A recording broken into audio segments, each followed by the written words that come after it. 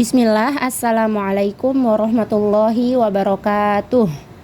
Alhamdulillah, wassalatu wassalamu ala rasulillah wa ala alihi wa sahbihi wa mawalah. La hawla wa la quwata illa billah, amma ba'du. Marhaban teman-teman. Pada kesempatan kali ini kita akan perkenalan dengan ilmu balaghah, yaitu salah satu cabang dari ilmu bahasa Arab yang fokus pada keindahan, kejelasan, dan kesesuaian penyampaian makna, termasuk unsur sastra dan retorika, terbagi menjadi 3 cabang utama. Yang pertama ilmu bayan, ilmu ma'ani, dan ilmu badi'. Ilmu ini sangat penting untuk memahami Al-Quran dan bahasa Arab secara mendalam. Tujuan dari dibuatnya video ini adalah sebagai bagian dari tugas ujian akhir semester 5 pada mata kuliah Linguistik Arab yang diampu oleh Ustadz Tubagus Kesa Purwasandi Eshum MPD dalam program studi pendidikan bahasa Arab di Sekolah Tinggi Ilmu Tarbiyah Hidayatun Najah Bekasi. Kali ini kita akan mengenal ilmu balaghah bersama saya sendiri, Aisyah Aflah Ariyanti, kemudian ada Diana dan juga Weni Safitri. Untuk pembahasan kali ini, yang pertama ada fasohah dan balaghah, kemudian dilanjut dengan pengenalan ilmu bayan dan pengenalan ilmu ma'ani, serta yang terakhir ada pengenalan ilmu badi'. Mari kita masuk ke pembahasan pertama, yaitu fasohah dan balaghah. Secara leksikal, fasohah atau fasih yaitu bermakna jelas, lancar, bersih, dan baik lafalnya. Maka dari itu, jika ada ungkapan anak kecil itu fasih berbicara, maksudnya adalah ucapannya jelas dan lancar serta kata-katanya bagus. Adapun menurut istilah pakar bahasa, fasohah atau fasih merupakan sifat yang melekat pada kata, kalimat, atau pembicara. Oleh karena itu, ada 3 tipe kefasihan. Yang pertama ada fasohatul kalimah, kata yang fasih, fasohatul kalam, kalimat yang fasih, dan fasohatul mutakalim, pembicara yang fasih.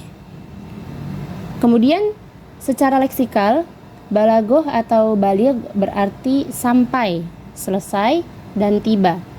Sedangkan dalam istilah pakar bahasa, balaghah atau baligh merupakan sifat yang melekat pada kalimat dan pembicara. Maka dari itu dalam ilmu balaghah dikenal istilah kalimat yang baligh, seperti puisi yang baligh atau risalah yang baligh. Ada juga istilah pembicara yang baligh, seperti penyair yang baligh karena dapat menuangkan curahan maksud hatinya ke dalam kata-kata yang indah dan jelas, atau penulis yang baligh karena mampu menyampaikan ide dan gagasannya kepada pembaca dengan baik dan fasih. Nah, sifat balaghah tidak dapat melekat pada kata karena maksud dan tujuannya itu baru bisa dipahami bila sudah menjadi kalimat.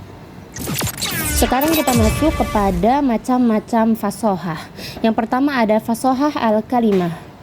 Nah, suatu kata dikatakan fasih jika ia terhindar dari 3 catatan. Yang pertama yaitu tanafur al-huruf, yaitu huruf yang berbelit-belit. Yang kedua mukhalafah al-qiyas, yaitu aturan yang bertentangan. Dan yang ketiga gorobah, yaitu kata yang asing. Kemudian yang kedua fasohah al-kalam. Selain setiap kata-katanya harus sudah fasih, kalimat berbahasa Arab dinilai fasih jika terhindar dari 3 catatan kalimat.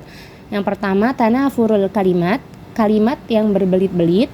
Kemudian du'fut ta'lif, struktur yang lemah. Dan yang ketiga ta'kid, yaitu kalimat yang rancu. Kemudian yang ketiga fasohah al-mutakallim.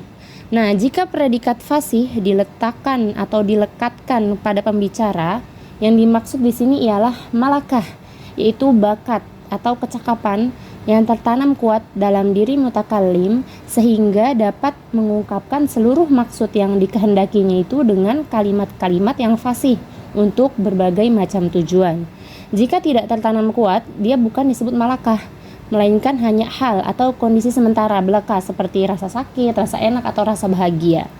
Nah, kecakapan mengungkapkan sebagian maksud saja itu tidak cukup melabeli pengucapnya itu sebagai orang yang fasih. Kemudian kita masuk lagi kepada al-balaghah. Yang pertama ada balaghah al-kalam. Nah, suatu kalimat baru bisa disebut dengan baligh apabila ia tersusun dari kata-kata yang fasih dan bersesuaian dengan tuntutan keadaan. Nah, tuntutan tersebut disebut juga dengan muqtadha dan keadaan diistilahkan dengan hal. Jadi muqtadal hal. Nah, dari perbedaan antara pengertian kalimat yang fasih dan kalimat yang baligh dapat ditarik kesimpulan bahwa sifat baligh ini dia lebih khusus daripada sifat fasih. Jadi setiap kalimat yang baligh sudah pasti fasih, tetapi tidak semua kalimat fasih itu sudah tentu baligh. Nah, yang kedua ada balaghah al-mutakallim. Nah, jika kata baligh disematkan pada pembicara atau pengucap, yang dimaksud ialah malakah, yaitu bakat atau kecakapan yang tertanam kuat dalam diri seseorang mutakallim, sehingga dia dapat mengutarakan seluruh maksud yang dia kehendaki ke benak lawan bicara dengan kalimat yang baligh untuk berbagai macam tujuan. Kecakapan mengantarkan sebagian maksud saja ke benak lawan bicara, tidak cukup melabeli pengucapnya sebagai seorang yang baligh. Pembicara yang baligh sudah pasti fasih, tetapi pembicara yang fasih belum tentu baligh, sebab mungkin saja ada orang yang terlahir fasih, tetapi dia tidak pandai dan cakap menyerasikan kalimat dengan tuntutan keadaan. Baik, pada slide selanjutnya kita akan membahas tentang ilmu bayan. Ilmu bayan adalah salah satu cabang utama dalam ilmu balaghah yang membahas cara menyampaikan makna dengan gaya bahasa yang indah, variatif, dan penuh makna. Ilmu bayan menunjukkan bahwa satu makna tidak selalu harus disampaikan secara langsung, tetapi dapat diungkapkan melalui berbagai bentuk ungkapan bahasa yang lebih hidup dan berkesan. Dalam ilmu bayan, terdapat 3 pembahasan pokok, yaitu tashbih, majaz, dan kinayah, sebagaimana tercantum pada slide ini.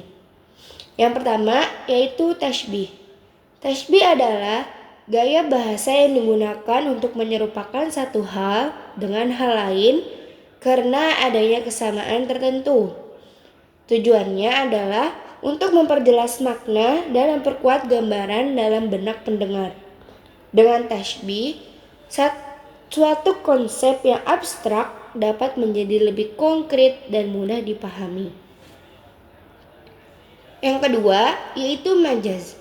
Majaz merupakan penggunaan kata tidak sesuai dengan makna aslinya, melainkan berdasarkan hubungan tertentu dan disertai adanya qarinah atau petunjuk yang menghalangi makna hakiki.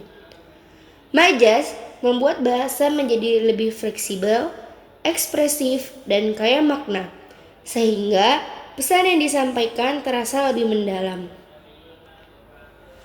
Ketiga, yaitu kinayah. Kinayah adalah ungkapan yang maknanya tidak disampaikan secara langsung, tetapi melalui syarat atau makna tersirat. Menariknya, dalam kinayah, makna hakiki masih mungkin dipahami.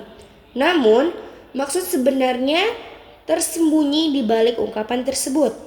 Gaya bahasa ini menuntut kepekaan pendengar dalam menangkap pesan yang disampaikan.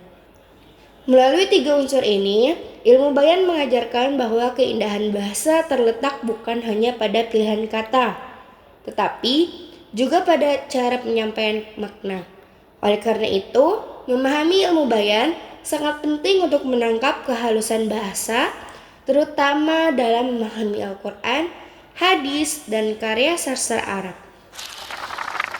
Baik, kita lanjut ke pembahasan selanjutnya, yaitu tentang tashbih. Tashbih adalah gaya bahasa yang digunakan untuk menyerupakan satu hal dengan hal lain karena adanya kesamaan tertentu, dengan tujuan memperjelas dan memperindah makna. Rukun-rukun tashbih terdiri dari 4 unsur, yaitu musyabbah atau sesuatu yang diserupakan, musyabbah bihi atau sesuatu yang menjadi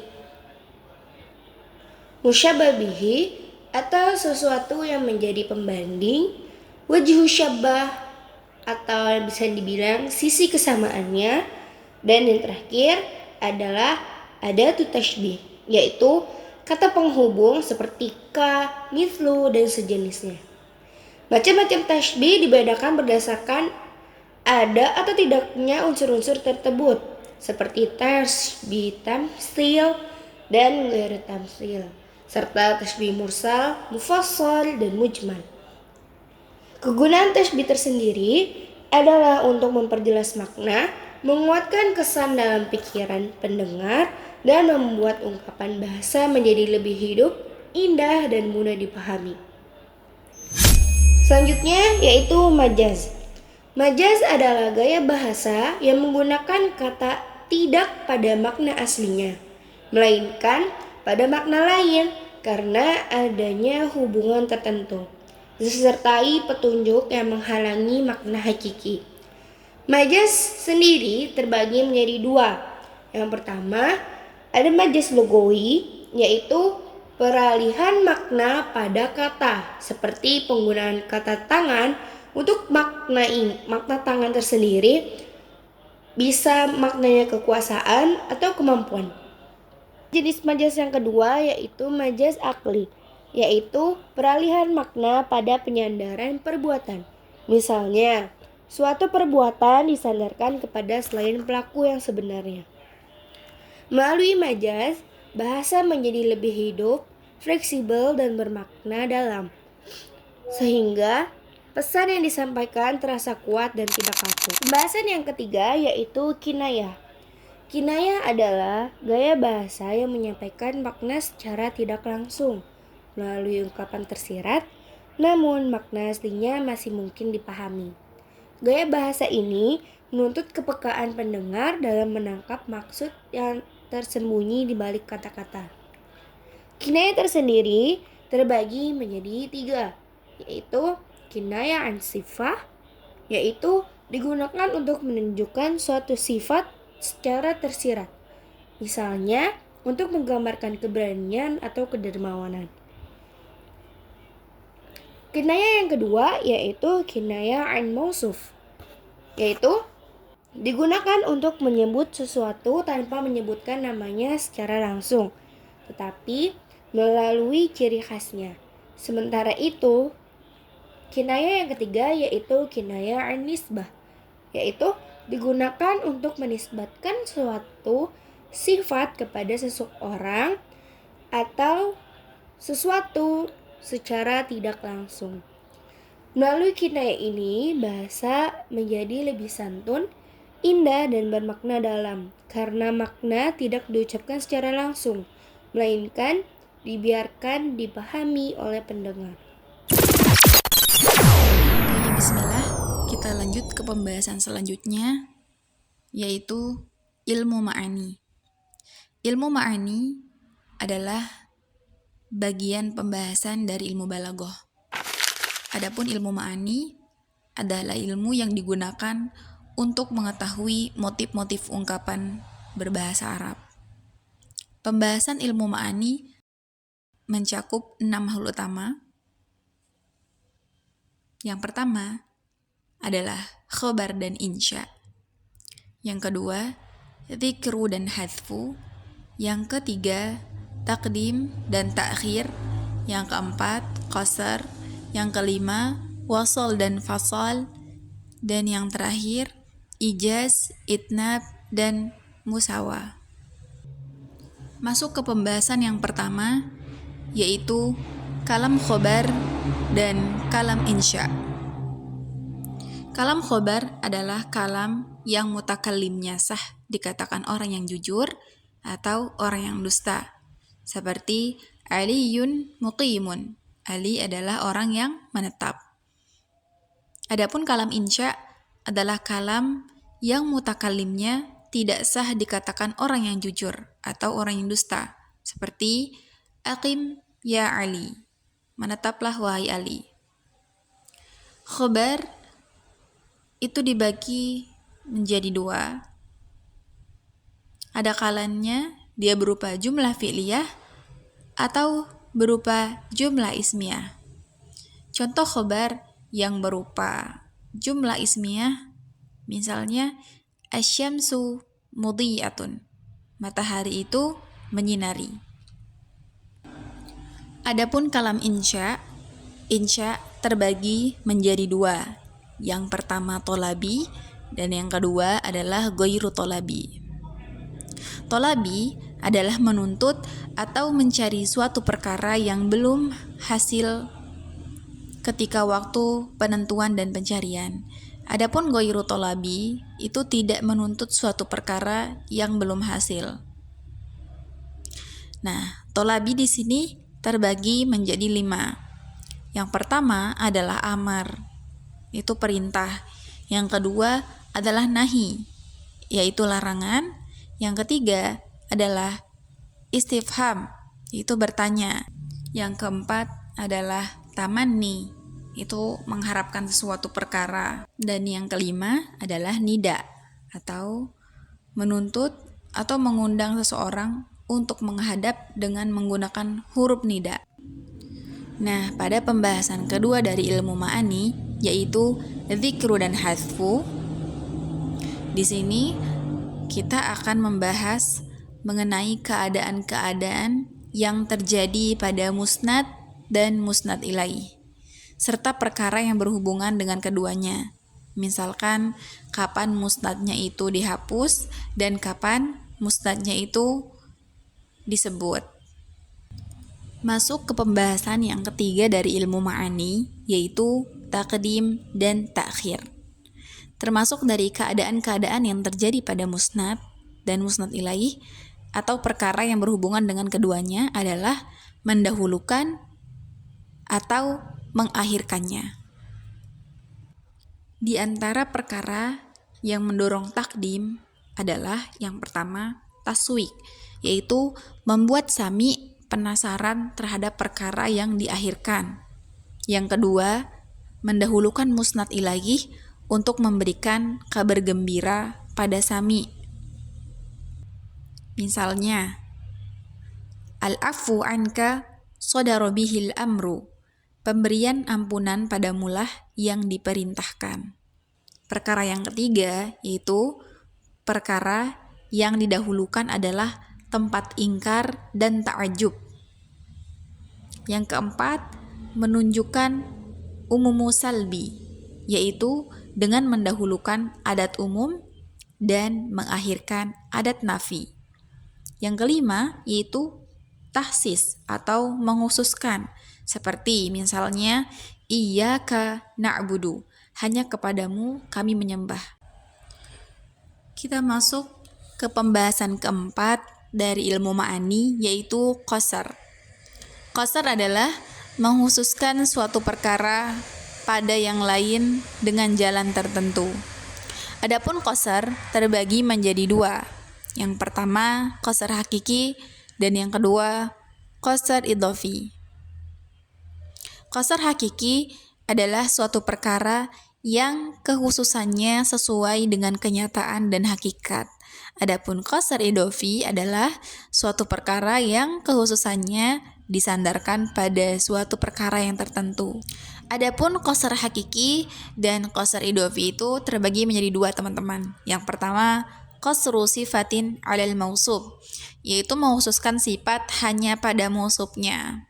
Yang kedua, qasrul mausuf 'alal sifah, yaitu mengkhususkan mausuf hanya pada sifat. Nah, qasar idhofi ketika ditinjau dari keadaan mukhatab maka dibagi menjadi 3, teman-teman. Yang pertama itu qasar ifrad, ketika memang mukhatab meyakini makna syirkah atau bersekutu. Yang kedua itu qasar qalab, itu ketika memang mukhatab meyakini kebalikan hukum yang ditetapkan. Dan yang ketiga adalah qasar ta'yin, ketika memang mukhatab meyakini terhadap perkara satu yang tidak tertentu. Nah, sekarang kita bahas tentang adat qasar. Yang pertama itu nafi bersama istisna. Contohnya, in hada illa malakun karim. Tidak lain ini adalah malaikat yang mulia. Yang kedua, menggunakan huruf innama. Contohnya, innamal fahimu aliyun. Sesungguhnya yang paham hanyalah Ali. Yang ketiga, atof dengan menggunakan huruf bal atau la atau lakin. Contohnya, ana nathirun la nazimun. Aku seorang pembuat kalam nasrat, bukan kalam nadam. Atau contoh lain, wa ma ana hasibun bal katibun. Aku bukanlah orang penghitung, tetapi seorang penulis. Nah, yang keempat, adat qasr yang keempat yaitu mendahulukan perkara yang seharusnya diakhirkan. Contohnya, iyyaka na'budu. Taib. Masuk ke pembahasan kelima dari ilmu ma'ani yaitu wasal dan fasal. Wasal adalah mengatofkan jumlah kepada jumlah yang lain, sedangkan fasal adalah meninggalkan atof, yakni tidak mengatofkan jumlah pada jumlah yang lain. Taib, kita masuk ke pembahasan terakhir yaitu pembahasan keenam dari ilmu ma'ani yaitu ijaz, itnab, dan musawat. Nah, apa itu ijaz? Ijaz adalah menggunakan kehendak mutakallim dengan menggunakan ibarat yang lebih ringkas daripada kehendak tersebut, tapi memenuhi tujuan tersebut. Contohnya, innamal a'malu binniyat. Sesungguhnya bisa menjadi sahnya suatu amalan hanya dengan adanya niat. Nah, yang kedua itu itnab. Apa itu itnab? Itnab adalah mengungkapkan kehendak mutakallim dengan ibarat atau lafaz yang lebih panjang dari kehendak tersebut, tetapi disertai faidah. Contohnya perkataan Nabi Zakaria kepada Allah Subhanahu wa taala yang berbunyi, qala rabbi inni wahanal azmu minni washta'ala ar-ra'su syaiba. Yang artinya, ya Tuhanku, sesungguhnya tulangku telah lemah dan kepalaku telah rata dipenuhi uban. Dan yang ketiga adalah musawat. Musawat adalah mengungkapkan kehendak mutakallim dengan menggunakan ibarat yang sama dengan kehendak tersebut. Contohnya, wa idza ra'aital ladzi yakhuduna fi ayatina fa'rid anhum. Dan apabila engkau Muhammad melihat orang-orang mengolok ayat-ayat kami, maka tinggalkanlah mereka. Mari kita masuk ke pembahasan terakhir yaitu mengenal ilmu badi'. Apa itu ilmu badi'? Ilmu badi' adalah ilmu yang digunakan untuk mengetahui cara memperindah kalimat sambil tetap bersesuaian dengan tuntutan keadaan. Nah, suatu cara baru dikatakan pengindahan setelah memenuhi dua unsur. Yang pertama, kalimat itu harus memenuhi tuntutan keadaan. Nah, ini diketahui dengan ilmu ma'ani. Nah, kemudian yang kedua, kalimat itu menunjukkan kejelasan maksud. Nah, yang ini dipelajari di ilmu bayan. Seni memperindah kalimat ini, jika dipakai untuk memperelok makna, dia disebut dengan muhassinat ma'nawiyah, yaitu pengindahan makna.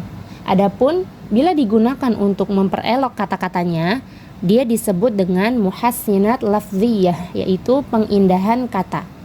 Nah, ada banyak metode yang digunakan dalam pengindahan lafaz maupun pengindahan makna ini, teman-teman. Namun pada kesempatan kali ini kita akan membahas beberapa contohnya saja. Salah satu contoh pengindahan pada makna yaitu ada pada Quran surat Ar-Rahman ayat 5 yang berbunyi asyamsu wal qamaru bihusban. Nah, pada ayat ini metode pengindahan maknanya disebut dengan mura'ah an-nadhir, yaitu mengumpulkan suatu kata dengan kata yang lain yang berkaitan erat dengannya tetapi tidak saling bertentangan. Nah, hal ini terletak pada kata asyamsu wal qamaru yang artinya itu matahari dan bulan, yang dimana kedua kata tersebut itu saling berkaitan. Nah, kemudian contoh ungkapan pengindahan lafaz yaitu al-insanu biadabihi la bizihihi wa thiyabihi.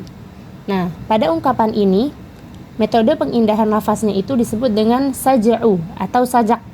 Nah, yaitu kesamaan huruf akhir di antara dua kata terakhir atau lebih dalam susunan prosa. Nah, terlihat jelas ya teman-teman, letak kesamaan hurufnya itu ada pada kata biadabihi, biziyihi, dan wathiyabihi. Sama-sama di akhir menggunakan kata hi. Sekian materi kali ini, semoga bermanfaat. Tetap semangat dalam mempelajari bahasa Arab. karena bahasa Arab adalah bahasanya orang Islam. Syukron, barakallahu fiikum.